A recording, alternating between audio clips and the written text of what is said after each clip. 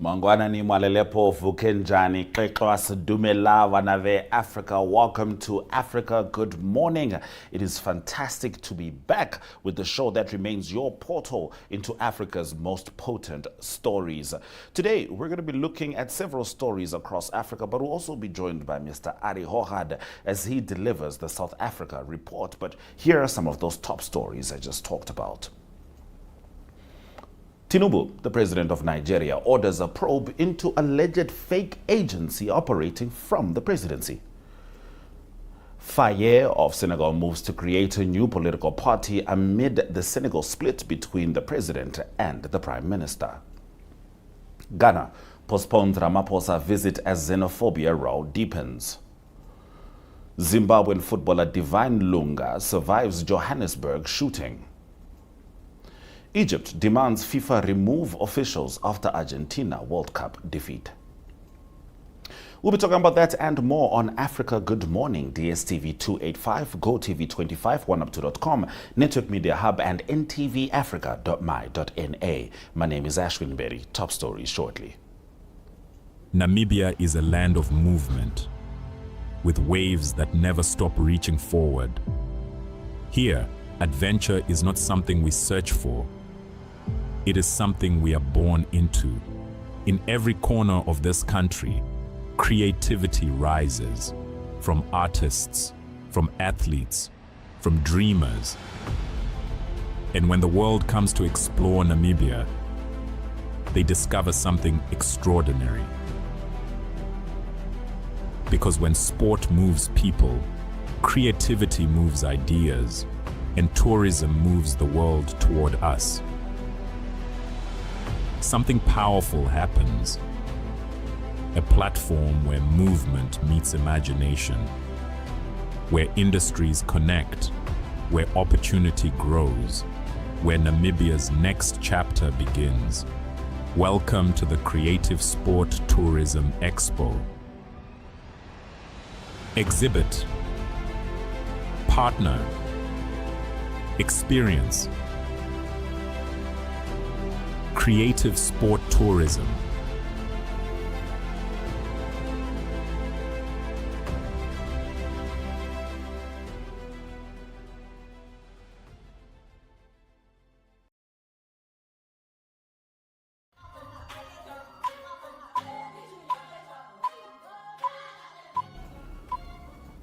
Nigeria's President Bola Tinubu has ordered a corruption investigation into allegations that a fictitious government agency was created within his own office and received public funding worth $950,000.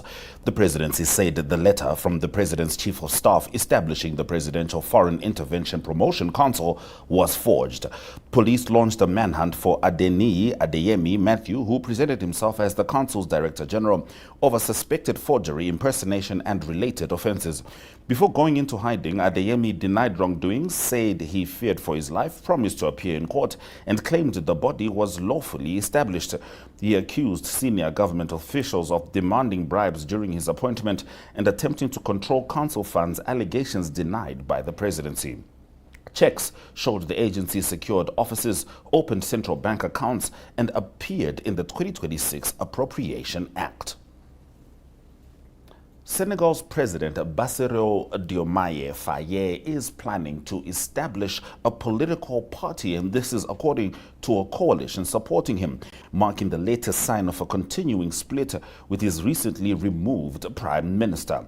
A statement from the pro-Faye coalition said the president instructed senior advisor Aminata Toure to create a task force responsible for forming the party.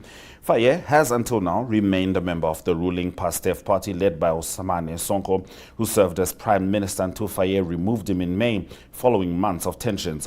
Sonko has since become Speaker of the National Assembly, where he has promoted constitutional reforms that would prevent a sitting president from leading a political party.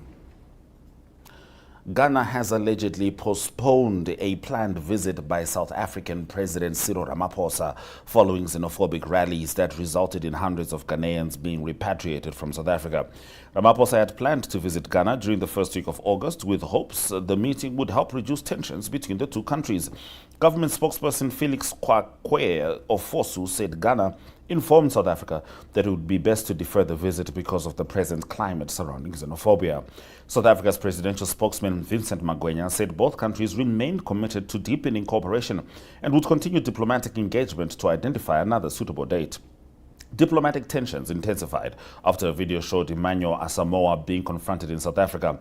Ghana has repatriated more than 900 citizens, with another group expected home soon. Nigeria, Malawi, and Kenya have also repatriated nationals, as well as Zimbabwe. Now, Zimbabwean footballer Divine Lunga, who plays for Mamelodi Sundowns, was a victim of a gun attack in Johannesburg after his vehicle came under fire in the inner city suburb of Hillbrow, according to South African police. The 31-year-old defender, who represents Zimbabwe's national football team and Mamelodi Sundowns, escaped without injury. Police spokesperson Captain Tinswalo Sibeko confirmed officers were investigating attempted murder and said no arrests had been made. Further details were not provided by police. Local publication The Citizen reported that Lunga was traveling to church with his younger brother when an unknown gunman opened fire on their vehicle, apparently mistaking him for an undercover police officer. Crime remains a major challenge in South Africa, which records one of the world's highest murder rates. Lunga has earned 21 appearances for Zimbabwe and featured in the country's squad during the FIFA World Cup 2026 qualifiers. Since joining Mamelodi Sundowns in 2021, he has helped the club win 4 domestic league titles. Staying with football, and unfortunately it's not a positive story either. Egypt and Argentina, huge game, huge ramifications. The Egyptian Football Association has asked FIFA to remove the officials who handled Egypt's World Cup last 16 defeat against Argentina and investigate what it described as double standards in officiating. The complaint followed Egypt's 3-2 defeat in Atlanta after a VAR review ruled out a goal by Mostafa Zico because Marwan Atia was judged to have stepped on Lisandro Martinez's foot earlier in the move. Egypt also believed Mohamed Salah had been fouled inside Argentina's penalty area shortly before Argentina scored the winning goal. The association accused referee Francois Letexia and the officiating team of serious mistakes, demanding an investigation and their removal from the tournament. It also alleged discrimination against Egypt and criticized decisions not to review some incidents. Manager Hossam Hassan said Egypt had been treated unfairly and questioned whether officials wanted the defending champions to remain in competition. I must say I also watched this game, admittedly, through the lens of an African, and I can kind of understand where the Egyptians are coming from. However, in the FIFA World Cup, tonight we'll be represented as a continent by Morocco as they face France. This is going to be a battle of two giants of football, of course, with some strong colonial undertones. This has been Africa Good Morning's Top Stories with Ashwin Mberi. Shortly, we'll be joined by Arrie Hougaard as he delivers the South Africa Report.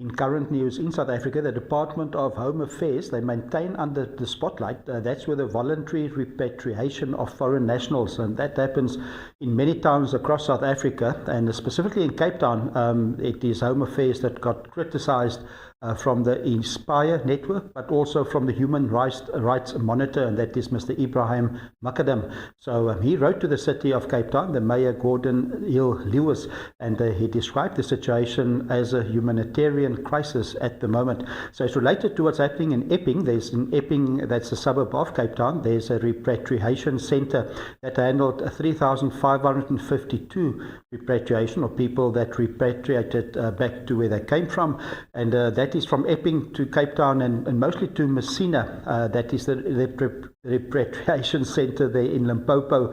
That's on the border, that's at the Beitbrug border post. So approximately 3,155 Zimbabwean nationals and also 97 Malawian nationals that went through that system there. So the rights of the individuals was the challenge according to the human rights organizations, and many slept outside, got sick, and so it's not a perfect situation. And it's also a situation related it's also related to a situation in the Department of Home Affairs. They announced that they recruited additional 301 workers, and that is at immigration offices that is across the South African borders. So currently there's only 868 workers in South Africa at the moment working with immigration, but that will increase now by 35%, and that is a total of 1,169 workers then. Economic news in current news is that the rand depreciated by more than 1%, and that is on the news that President Donald Trump of the USA said that memorandum of understanding with Iran, that is, he will end that to end the Gulf War, is practically over.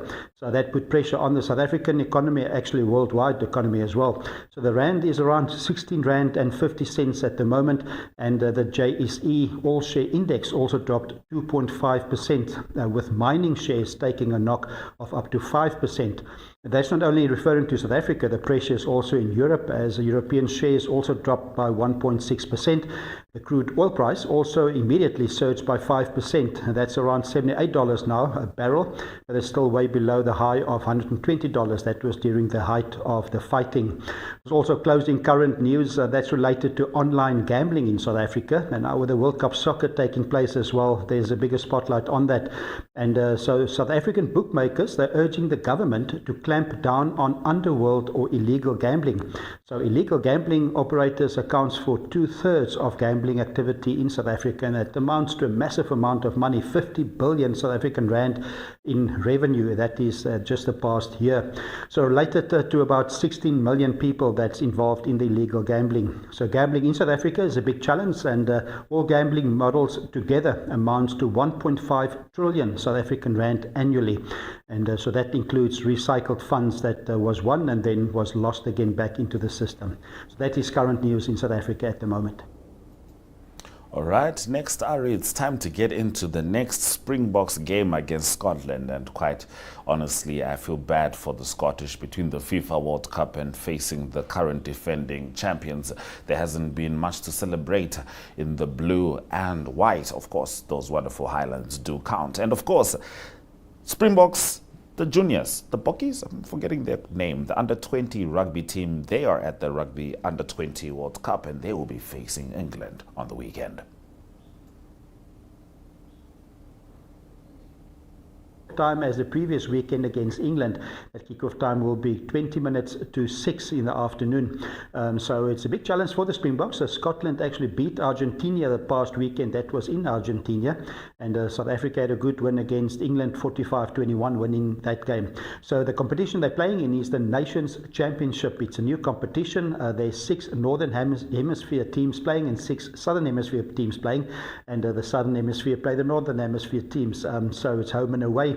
Then in November, the leaders of the points table from the Southern and the Northern Hemisphere play in the final at Twickenham, so lots to play for. So Rassie Erasmus, the coach of the Springboks, he made several changes to the Springbok team that will play against Scotland on Saturday. Damien Willemse, he played his 50th game against England. He was at fullback. He's now playing number 12. He's playing centre for the Springboks. He last played centre when the Springboks beat New Zealand by 43 points to 10 in Wellington, and that that was last year. So the captain for the team will be Peter Steph de Toey. And other games taking place in this competition: New Zealand will play Italy on Saturday as well. Australia play France, then Fiji up against England, and it is also Argentina that will host Wales. Then more rugby news to close off the South African rugby, or the South African sports news, is that the World Cup Under-20 rugby tournament taking place at the moment in Georgia. And Monday is semi-finals, this coming Monday. And the Junior Boks will play in the semi-finals against England. And that's after the Springboks or the Junior Boks beat Wales in their last round-robin game. So the other semi-final will be France that will play New Zealand.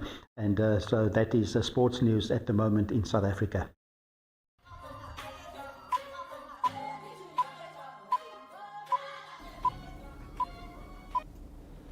Let's dive into economic news. Rwanda is in the process of building its first small modular reactor, although financing remains unresolved before construction can begin.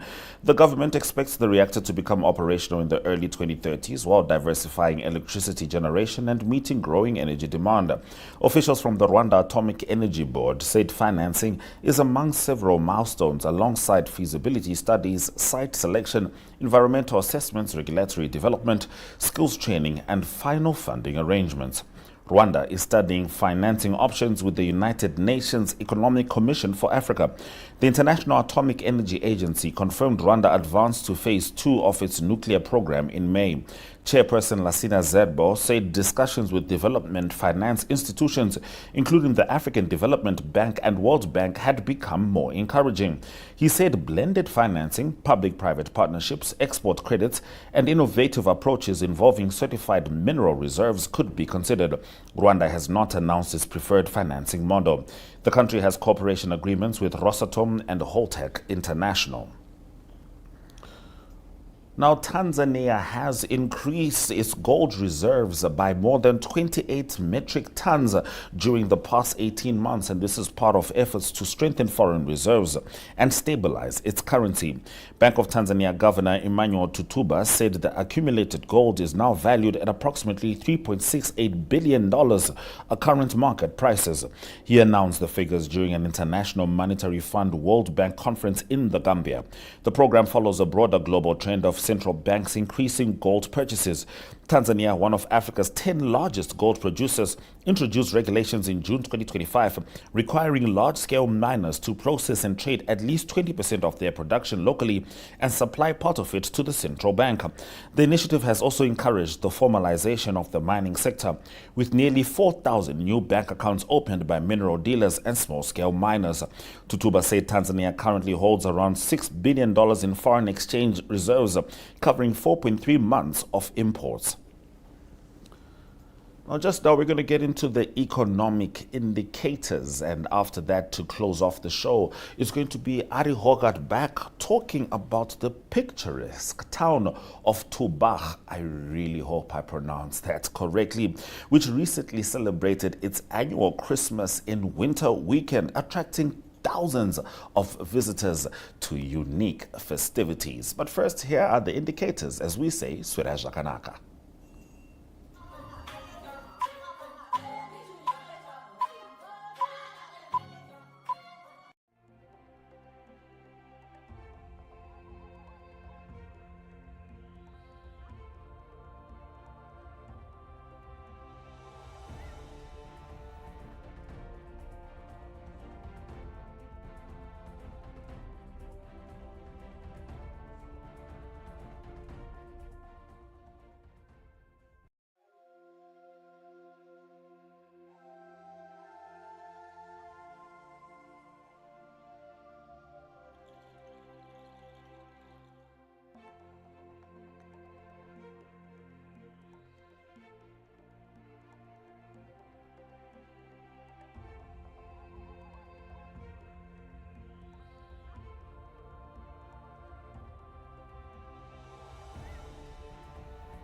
In entertainment news, we go to the beautiful town of Tilbach. It's a Boland town and it's always popular with visitors. And recently there was the Christmas in Winter. It's annually in winter time. It's a 25th time it was presented with thousands of people visiting. So several stalls and restaurants and music and entertainment and several wine cellars as well in the region.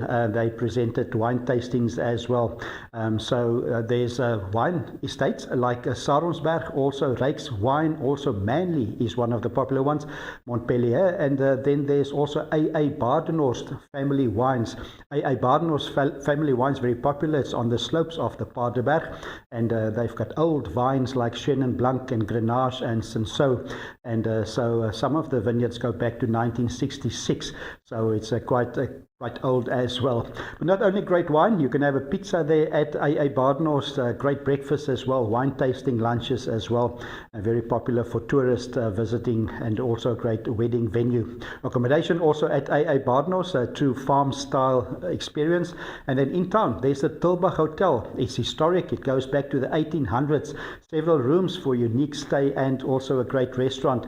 And then once you're staying there at the hotel in the center of town, you can also go to the museum, and you can go to art galleries, to coffee shops, and visiting several vineyards, of course, as well. So Tilbach, surely a town worth visiting. That's in the Boland region, and it's just about over an hour's drive from Cape Town.